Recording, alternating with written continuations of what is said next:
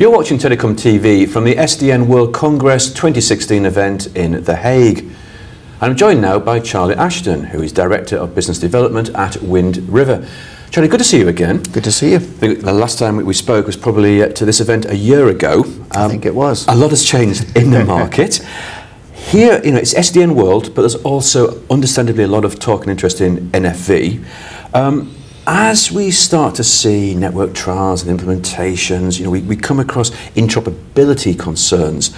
What makes interoperability such an important issue for operators? Interoperability is really key for the operators, I think, to be able to meet the business objectives that they set out when they first established the premise and the architecture for NFV, which really is 4 years ago now. One of their main objectives was to encourage innovation in the telecom space and to encourage companies to participate in the telecom business who previously had been unable to do so because telecom was dominated by vertically integrated solutions delivered by a traditional set of telecom equipment manufacturers and vendors. So it was back in 2012. What were the design parameters they set up at the time? So what they did was they defined a multi-layer architecture with open standard interfaces between the different layers.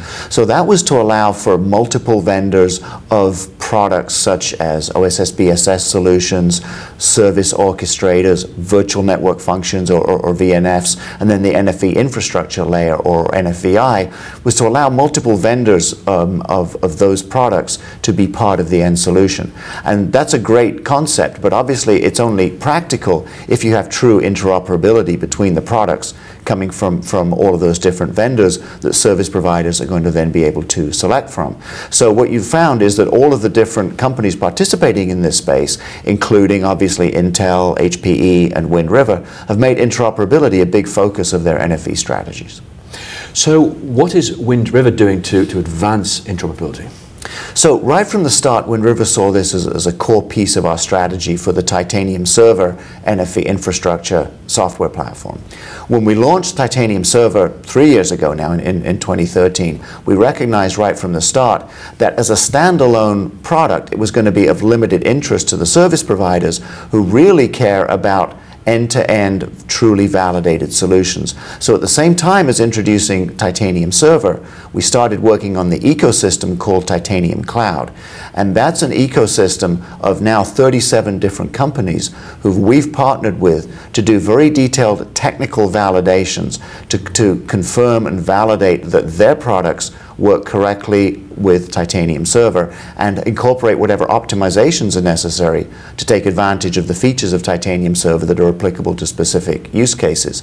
So we have a dedicated technical team that works with companies who provide OSS/BSS solutions, service orchestrators, VNFs, and also hardware platforms. And we work with the technical experts at those companies to validate that their products work correctly with ours.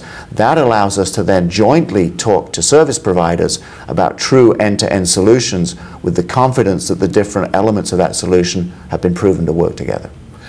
Now, with NFV enabling new services and new business models, we've got the Internet of Things attracting a lot of interest, we've got 5G looming on the horizon. Why is NFV more important now than ever?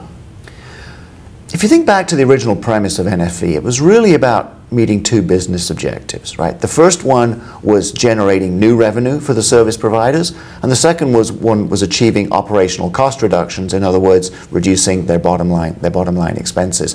Interestingly enough, most of the industry conversations for the past 3-4 years, I would say, have really been about the latter. They've been about reducing operational expenses by making networks easier to deploy and lower cost to run. But long-term service providers have to figure out a way to increase their top-line revenue. And that really comes down to selling new kinds of services to new kinds of customers.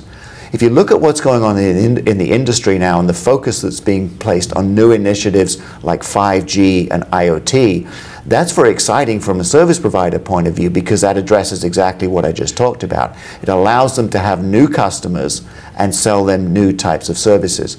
But both of those initiatives, both IoT and 5G, absolutely rely on network virtualization so that you can have the proper resource utilization, network slicing, service agility, and all of those features that are just so important to make IoT and 5G cost effective and to truly realize the benefits of those technologies. So that's why you see companies like Intel and HPE and Wind River so focused on enabling service providers to deliver NFV in the context of both IoT and 5G. Terrific. Charlie, thank you very much indeed. Guy, thank you very much.